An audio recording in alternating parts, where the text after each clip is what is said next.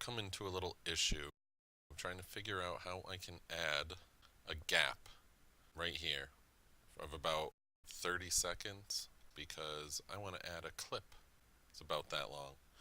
Now I could kind of shift select all the way down here, but you know what happens.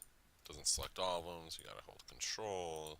Or you can kind of do control A, select all, and deselect everything here. But I'm going to show you a far easier way. I actually want to put it here.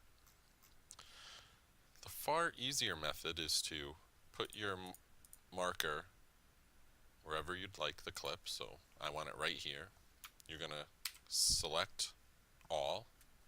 You're going to control A.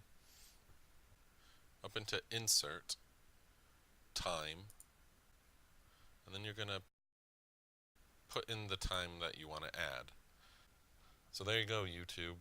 You finally have a solution.